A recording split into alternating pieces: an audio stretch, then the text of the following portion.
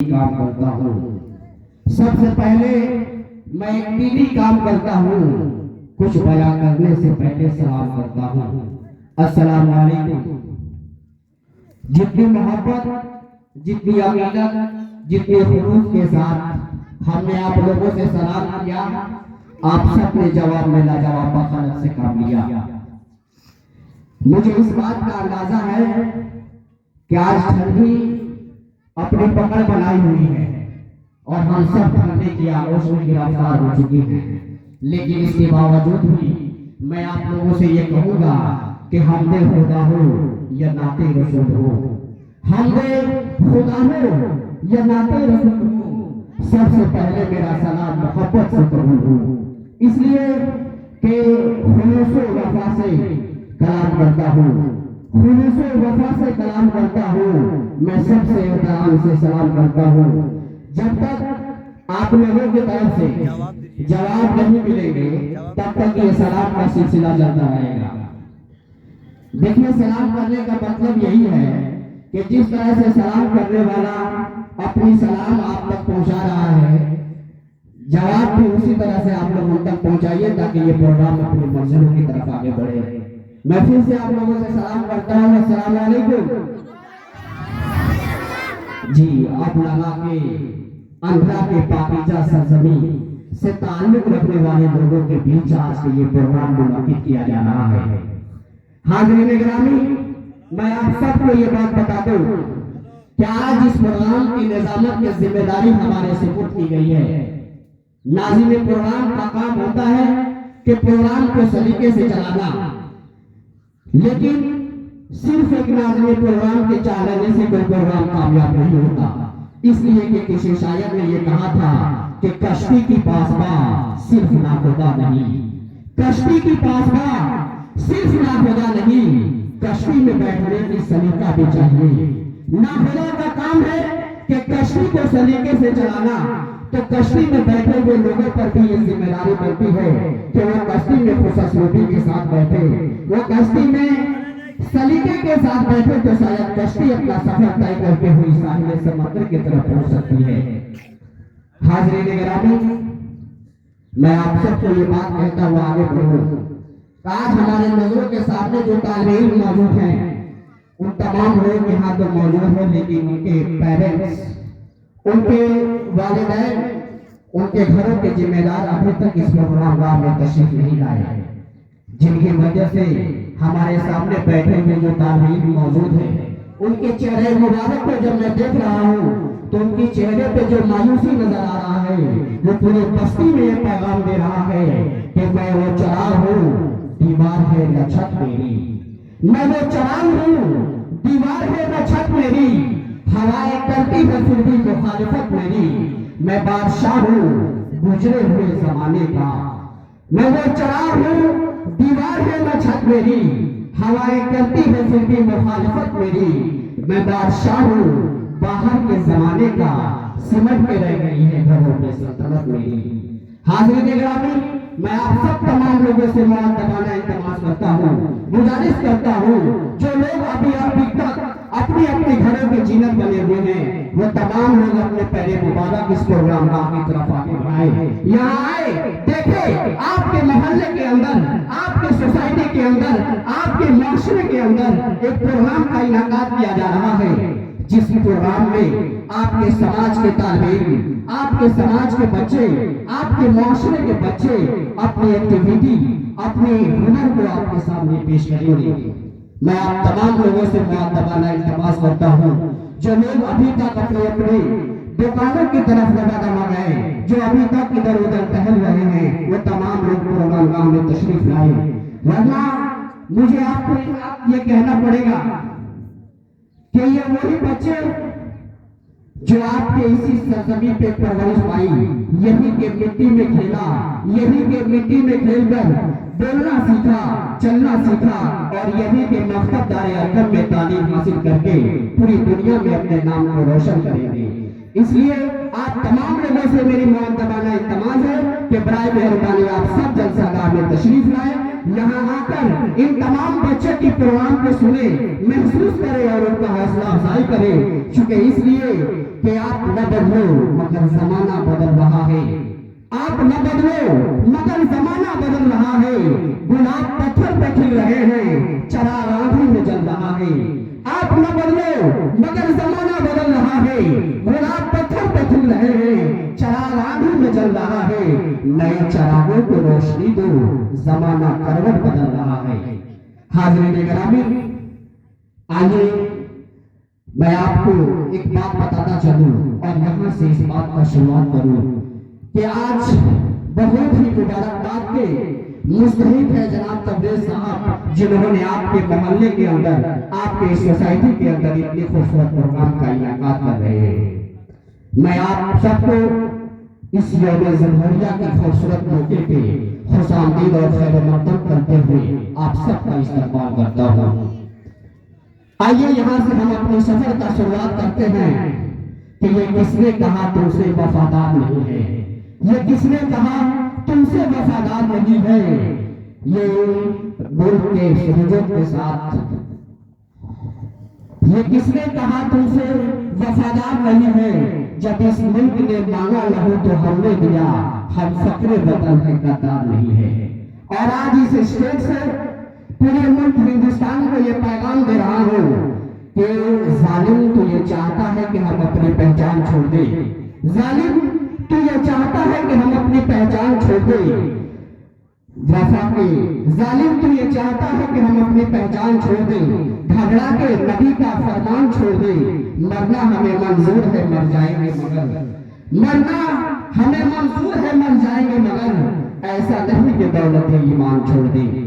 मैं मुबारकबाद पेश करता हूँ जनाब हाफिज तबरेज साहब को और इस प्रोग्राम में मौजूद तमाम मेहमान कराम, तमाम जिम्मेदार, और ये बात कहता हुआ मैं अपने सफर की तरफ आगे बढ़ूं कि जब 15 अगस्त 1947 को यह मुल्क आजाद हुआ, लेकिन कोई मुल्क उस वक्त तक मुकम्मल तौर पे आजाद नहीं हो सकता जिस मुल्क का कोई आईन न हो। वह मुल्क उस वक्त तक मुकम्मल तौर पे आजाद नहीं हो सकता जिस मुल्क का कोई दस्तूर न हो। वह मुल्क उस वक्त तक कंप्लीटली टोटली इंडिपेंडेंस नहीं हो सकता जिस मुल्क का कोई कॉन्स्टिट्यूशन न हो। वह मुल्क उस वक्त तक स्वतंत्र नहीं हो सकता जिस मुल्क का कोई संविधान न हो। 26 जनवरी 1950 को यह आइन अमल में आकर मुकम्मल तौर पर इस मुल्क की आजादी का बाइस बना। हाज़रीन गिरामी, ये सब बात हम लोगों को सोचने की जरूरत है, समझने की जरूरत है कि आखिर क्यों हम सब 26 जनवरी के मौके पे इस तरह के खूबसूरत प्रोग्राम का इनेकाद करते हैं। जब इस तमाम बातों को आप अपने जहनों के अंदर रखेंगे तो आपको इस बात का अंदाजा लगेगा कि जब ये मुल्क आजाद हुआ और मुल्क के आजाद होने के बाद इस मुल्क को मजहब के नाम पर 2 हिस्सों में तकसीम किया गया, 2 हिस्सों में बांटा गया। मुसलमानों के लिए एक अलग मुल्क का इंतखाब किया गया। सरहद के उस पार से मोहम्मद अली जिन्ना ने आवाज लगाई कि हिंदुस्तान के पक्के सच्चे मुसलमानों, ऐ हिंदुस्तान के बहादुर मुसलमानों, देखो तुम्हारे लिए एक अलग मुल्क का इंतखाब किया गया है, देखो तुम्हारे लिए एक अलग मुल्क बनाया गया है। तुम इस मुल्क में आओगे तो तुम्हें हर तरह की आजादी दी जाएगी, तुम इस मुल्क में आओगे तो तुम्हें हर तरह की फैसिलिटीज प्रोवाइड किए जाएंगे। जब तुम इस मुल्क में आओगे तो तुम्हारे आजान पे कोई पाबंदियां नहीं लगाई जाएगी। जब तुम इस मुल्क में आओगे तो तुम्हारी मसाजिद को शहीद नहीं किए जाएंगे। जब तुम इस मुल्क में आओगे तो तुम्हारे मदारिस को निशाने नहीं बनाए जाएंगे। जब ये बात हमारे बुजुर्गों ने सुनी तो अपनी पूरी बोरिया बिस्तर के साथ पाकिस्तान के जानिब रुखसत हुए, पाकिस्तान की तरफ अपने रुख किया। तभी दिल्ली के जामे मस्जिद से मौलाना अबुल कलाम आजाद ने आवाज लगाई, हिंदुस्तान के सच्चे पक्के मुसलमानों, ऐ हिंदुस्तान के बहादुर मुसलमानों, क्या तुम्हें याद नहीं तुम उस सरजमी को छोड़कर इस मुल्क से जाना चाहते हो, तुम उस जमीन को छोड़कर जाना चाहते हो जिस सरजमी को आजाद कराने में तुम्हारे बुजुर्गों ने अपने खून की, अपनी जान की कुर्बानियां दी। क्या उस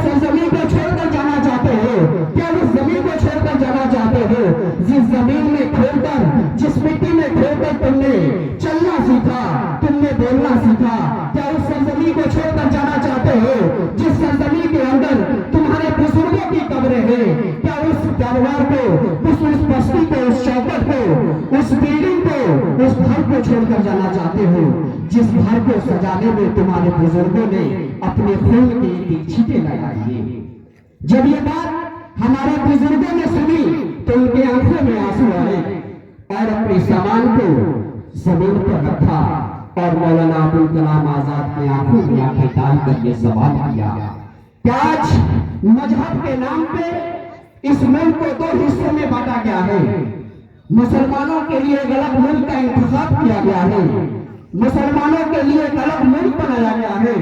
आपके कहने से अगर हम उस मुल्क में नहीं जाते जहां मुसलमानों की हर तरह की आजादी दी जाएगी, जहां मुसलमानों को हर तरह की फैसिलिटीज प्रोवाइड किए जाएंगे, जहां मुसलमानों के आजान पे कोई पाबंदियां नहीं लगाई जाएंगी, जहां पे मुसलमानों के मसाजिद को शहीद नहीं किए जाएंगे, जहां पे मुसलमानों के मदारिस के निशाने नहीं बनाए जाएंगे। आज अगर हम आपकी बात मानकर यहाँ रुकते हैं तो आने वाले जमाने के अंदर मजहब के नाम पे हमें इस मुल्क में परेशान किया जाएगा। तो कौन होगा जो हमारे साथ देने के लिए खड़ा होगा? आने वाले जमाने के अंदर मजहब के नाम पे हमें इस मुल्क से बाहर निकालने की साजिश की जाएगी तो कौन होगा जो हमारे साथ देने के लिए खड़ा होगा? आने वाले जमाने के अंदर मजहब के नाम पे हमें इस मुल्क में देशद्रोही साबित किया जाएगा तो कौन होगा जो हमारी मदद के लिए आगे आएगा? आने वाले जमाने के अंदर मजहब के नाम पे हमारे मसाजिद को शहीद किए जाएंगे तो कौन होगा जो हमारी मदद के लिए आगे आएगा?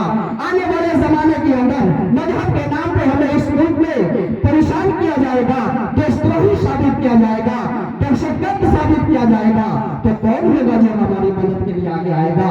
जब ये सवाल हमारे बुजुर्गों ने मौलाना अबुल कलाम आजाद की आंखों में आंखें डालकर कही तो मौलाना अबुल आजाद ने बड़ी तारीफ साथ जवाब दिया, ए हिंदुस्तान के पक्के सच्चे मुसलमानों, ए हिंदुस्तान के बहादुर मुसलमानों, आने वाले जमाने के अंदर मजहब के नाम पे तुम्हें इस मुल्क में परेशान किया जाएगा तो कोई तुम्हारे मदद के लिए आगे आए या ना आए।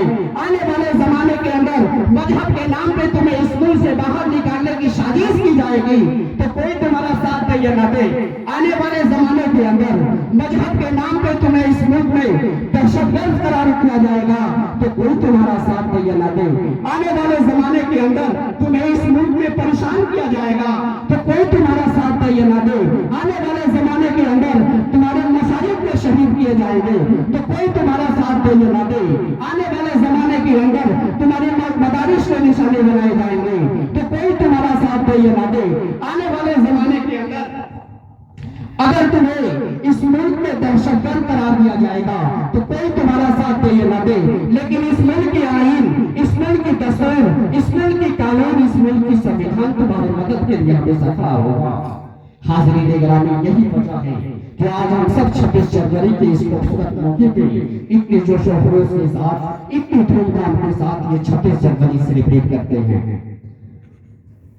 ज्यादा देर तक इस टॉपिक से रिलेटेड अगर हमने आप लोगों से गुफ्तगू किया तो मैं ये समझता हूं कि मेरे सामने बैठे हुए तालिबीन के हक में नाइंसाफी करूंगा।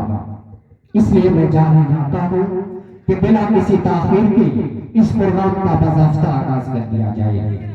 हाज़रीन गिरामी, तो आइए इस प्रोग्राम का आगाज उस मुक़द्दस कलाम के तिलावत करके करें जिस मुक़द्दस कलाम को हुदल लिल मुत्तकीन कहा गया। वो मुक़द्दस कलाम जिसमें इन्ना नहनु नज़्ज़ल इन्ना लहु लहाफ़िज़ून कहकर अल्लाह रब्बुल इज़्ज़त ने उस मुक़द्दस कलाम को हिफाजत की जिम्मेदारी अपने सुबुर्द में लिया। वो मुक़द्दस कलाम जिसको पढ़ना सवाब, वो मुक़द्दस कलाम जिसको सुनना सवाब, वो मुक़द्दस कलाम जिसको देखना सवाब, वो मुक़द्दस कलाम जिसको पढ़ना सवाब, वो मुक़द्दस कलाम जिसको अपने घरों में सजाना सवाब, वो मुक़द्दस कलाम जिसको देखना सवाब। किसी शायर ने कहा कि सब किताबों में भला कुरान है, ये हमारा दीन और ईमान है। सब किताबों में भला कुरान है, ये हमारा दीन और ईमान है तिलावत इसमें बरकत का सबब, इसमें जानो दिल मेरा कुर्बान है। जब ये अशार पूरे ये मुल्क में गर्दिश करने लगा। जब ये गर्दिश करता हुआ किसी शायर के दहलीज तक पहुंचा तो शायर ने कुरान करीम की खुसूसियात को महसूस करते हुए उसने अपनी कलम उठाया और लिखा कि हर लफ्ज को सीने में बसा लो तो बने बात, हर लफ्ज को सीने में बसा लो तो बने बात, ताकों में सजाने का कुरान नहीं है। तो आइए मेरे मोहतरम बुजुर्गों, दोस्तों और मेरे अजीज साथियों, आज इस कुरान का आगाज उसी बाबरकत व बाज़मत कलाम से करें जो हमारे, जो आपके यहाँ बाबरकत व बाज़मत है। आइए इसी के साथ मैं आवाज देता हूँ मकतब दारे अरकम में पढ़ने वाले उस तालिब इल्म को जिसने कुरान करीम के चंद हर्फ को अपने ज़हनों में महफूज रखा। मेरी मुराद मोहम्मद सरफ़े आलम से है कि वो माइक पे तशरीफ लाए। आइए मैं उनका इस्तकबाल इन अशार के साथ करूं कि सुनाओ नग़्मे कुरान के हम बेदार हो जाए, सुनाओ नग़्मे कुरान के हम बेदार हो जाए, अंधेरे से निकल कर साहिब अनवार हो जाए। मोहम्मद सरफ़े आलम माइक पे।